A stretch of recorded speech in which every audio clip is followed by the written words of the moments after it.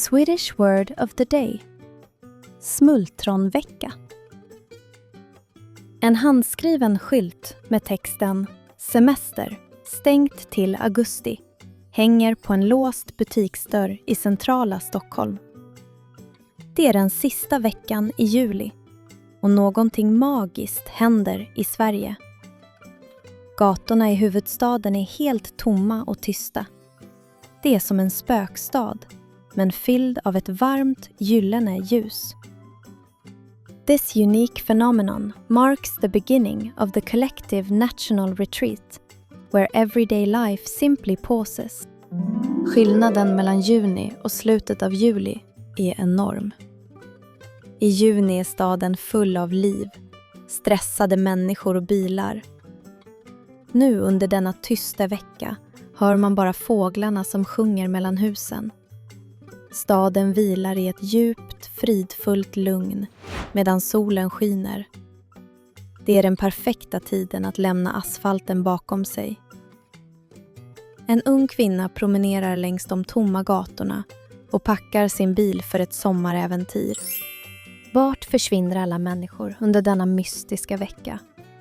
De reser till sitt eget smultronställe. En hemlig och personlig favoritplats i naturen. Det kan vara en klippa vid havet eller en liten stuga i skogen.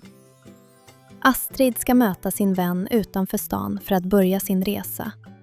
Han väntar redan vid vägen.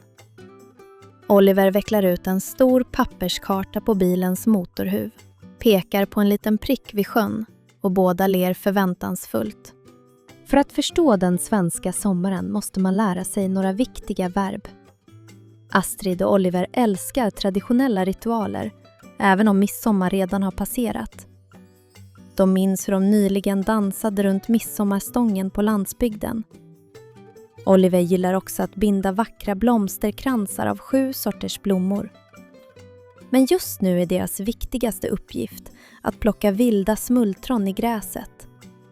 De trär de små röda bären på ett långt strå för att äta dem senare. Maten är en central del av den svenska sommarkulturen.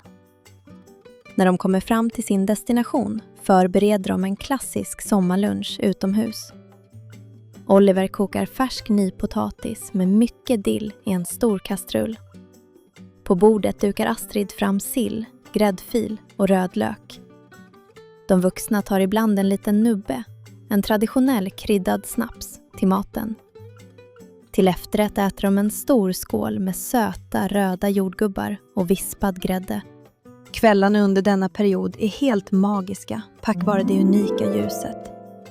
Klockan är 11 på kvällen och himlen är fortfarande alldeles ljus och färgad i rosa och guld. Astrid och Oliver sitter på en träbrygga och tittar ut över vattnet. Naturen är helt stilla och det känns som om tiden har stannat. Det är en drömmig atmosfär som man bara kan uppleva under dessa veckor. De njuter av tystnaden och den svala luften mot huden. Resan från Stockholms tomma gator till landsbygden är fylld av vackra vyer.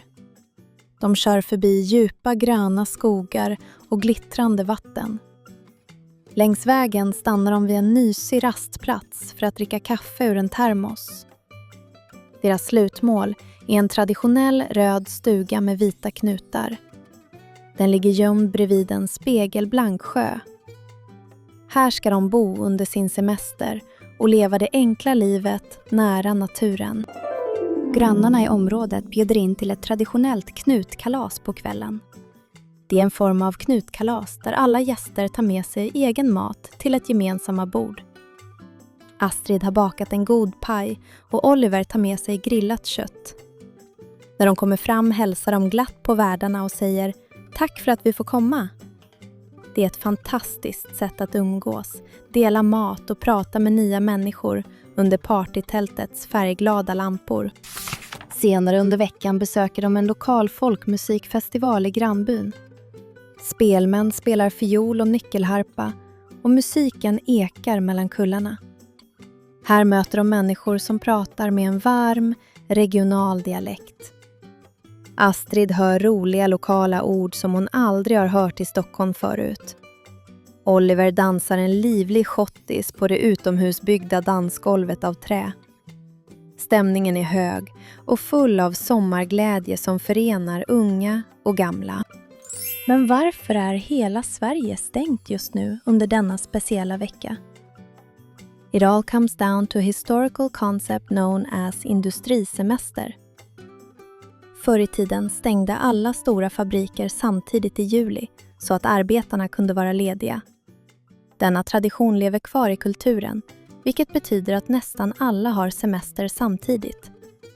Mindre butiker, frisörer och lokala kaféer i städerna stänger helt. Det kan vara svårt för turister att hitta öppna tjänster, men det är en del av den nationella rytmen. Om du vill resa under denna period krävs det lite planering. Det är mycket viktigt att boka en stuga i god tid eftersom de bästa platserna försvinner snabbt.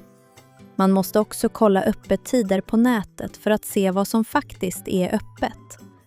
Oliver brukar fråga lokala invånare om tips. Ursäkta, vet du något bra sommarcafé i närheten? Swedes love to share their hidden gems if you approach them warmly. Astrid hittar ett fantastiskt litet bageri tack vare ett sånt tips. Att prata med lokalbefolkningen under sommaren är lättare än man tror. Du kan använda enkla men effektiva fraser för att starta ett samtal på bussen eller i matbutiken. Astrid brukar fråga: har du ett eget smultronställe här i trakten? Ett annat bra tips är att fråga vad de rekommenderar att göra en solig dag.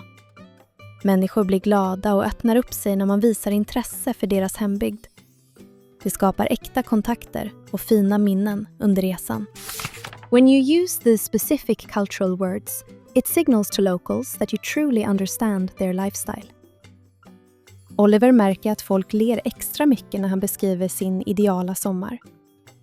Genom att använda ord som smultronställe eller kvällstopp visar man en djupare kulturell förståelse. Det förvandlar stela turistsamtal till genuina och varma diskussioner. Svenskar uppskattar verkligen när någon försöker lära sig de små nyanserna i språket. Det öppnar dörrar till nya vänskaper över en klassisk fika. Denna resa hjälper oss att förstå hur viktigt det är att hitta sin egen plats för återhämtning. Oliver och Astrid har samlat på sig en underbar sommarkänsla som de kommer att bära med sig länge. Det är den där speciella känslan av frihet, varma vindar och doften av tallskog. Man kan dokumentera sina upplevelser genom att skriva en liten dagbok med de nya svenska orden. På så sätt kan man hålla sommarminnet levande mitt i den kalla vintern. Vildsmultronens tid är kort, men känslan varar för evigt. Nu är Astrids och Olivers fantastiska semestervecka slut för den här gången och de kör sakta tillbaka mot staden. Men äventyret behöver inte ta slut för dig. Det finns så mycket mer att upptäcka i det svenska språket och den unika kulturen. What is your own personal smultronställe? Or what would be your dream smultronvecka activity? Tell us in the comments below and don't forget to subscribe for more Swedish words.